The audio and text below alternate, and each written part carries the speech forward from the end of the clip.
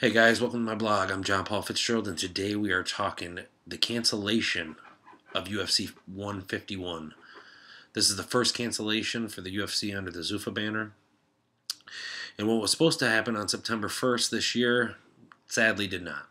Jon Jones was set to defend his light heavyweight title against Dan Henderson. About 2 weeks before the fight was set to take place, Dan Henderson tore an MCL in his left knee. He doesn't need surgery, but he was unable to fight. Upon hearing the news, Dana White scattered to try and find a new opponent for Jon Jones. Chael Sonnen, the former middleweight, stepped up and offered to fight Jon Jones on just 8 days' notice. Unfortunately, Jon did not accept the fight, and UFC 151 was canceled. Now, this was a sad day for any MMA fan, as we haven't had a UFC event in a few weeks here, and we're not going to have another one until September 22nd. So what happened, what went wrong, and what is all the talk on Twitter about? Well, let's start it out. August 23rd, everybody wakes up, and there's a UFC news conference. Dana White has decided to cancel UFC 151 and is pretty livid with Jon Jones about not accepting the challenge from Chael Sonnen. That led to social media going crazy. A lot of people blaming Jon Jones for the cancellation of the event, as Dana White did.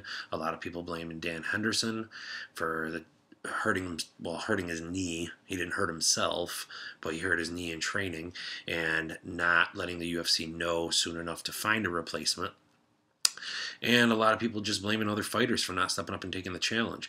Dana White offered the fight to Lyoto Machida, who is the former light heavyweight champion and fought Jon Jones last February in Toronto.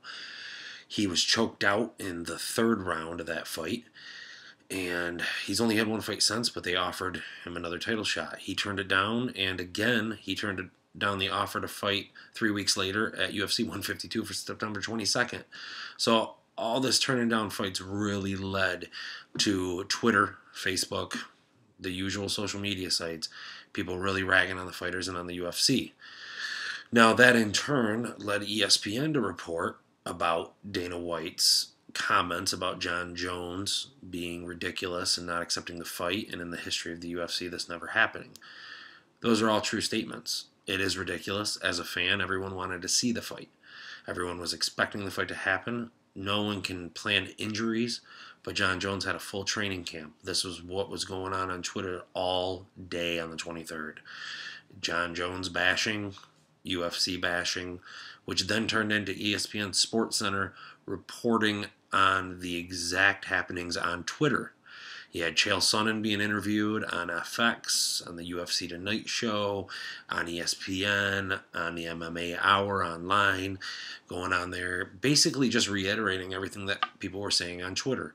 So this event, or the cancellation of this event, really was affected by social media. Basically, ESPN would have had a much softer approach and probably wouldn't have delved into the Jon Jones canceling and all of that without the buzz on Twitter. That's what the fans wanted to see. They wanted to see him fight.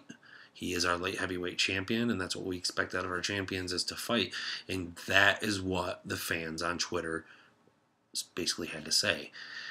That leading to all the news reports, right up to the sports on Fox News talking about it.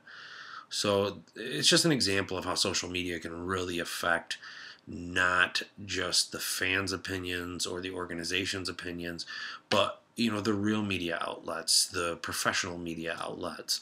They form their opinions not just based on the facts, but based on what they're hearing on social media sites. So with that, hopefully we have a great UFC 152. I thank you for listening to my blog, and support UFC, support MMA, support whatever sport that you enjoy to watch. And thank you. Have a great day.